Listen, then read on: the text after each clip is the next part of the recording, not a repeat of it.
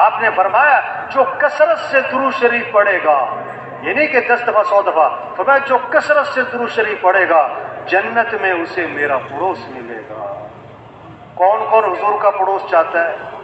لوگ دونوں ہاتھ کھڑے کرتے ہیں، اچھی بات ہے، جذبہ ہونا چاہیے، محبت کا تقاضا یہ ہے، لیکن بھائی اللہ کے نبی نے فرمایا کثرت سے کیا پڑھو، اور علماء نے لکھا ہے جو 300 دفعہ روزانہ پڑھے گا نا یہ کثرت میں آ جائے گا۔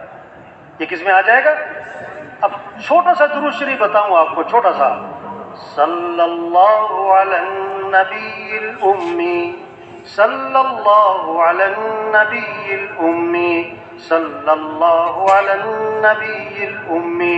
جیسے گلاب جامن کھاتے ہوئے مزہ آتا ہے نا، اور گلاب جامن کا نام سن کے منہ میں کیا آتا ہے؟ پانی آتا ہے نا، تو درود شریف پڑھتے ہوئے کیا ہے؟ مزہ ہے، دل لگے۔ آپ صلی اللہ علیہ وسلم نے فرمایا جو ایک مرتبہ درود شریف پڑھے گا اللہ کی 10 رحمتیں اس پر نازل ہوں گی، 10 گنا اس کے بعد 10 نیکیاں لکھی جائیں گی، 10 درجے بلند ہو جائیں گے۔ واہ واہ۔ ایک عجیب قصہ ہے، ایک صحابی آئے، عرض کی اللہ کے رسول میں نے ذکر کا وقت طے کیا ہے، ذکر کا دعا کا وقت طے کیا ہے، اتنا وقت مجھے ذکر کرنا ہے۔ جیسے آج وقت ہوتا نا، یہ میرے گھر کا وقت، یہ میرے فلاں کا وقت، یہ جم کا وقت، یہ کلب کا وقت، یہ کھیل کا وقت، ٹھیک ہے بھائی، ذکر کا وقت بھی تو ہو، تلاوت کا وقت بھی تو ہو، مسجد کا وقت بھی تو ہو، قرآن کا وقت بھی تو ہو، تبلیغ کا وقت بھی تو ہو۔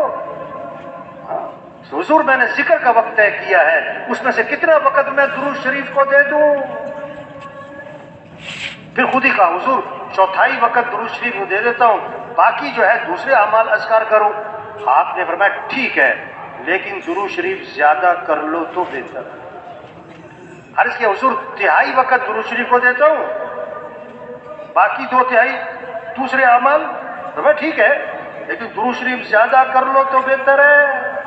میں کہا اچھا، میں آدھا وقت درود شریف کو دیتا ہوں، آدھا وقت باقی اذکار۔ فرمایا ٹھیک ہے، لیکن درود شریف اور زیادہ کر لو تو بہتر ہے۔ میں نے کہا اچھا حضور میں 2/3 وقت درود شریف کو دیتا ہوں، 2/3 وقت درود شریف کو دیتا ہوں، باقی دوسرے اذکار۔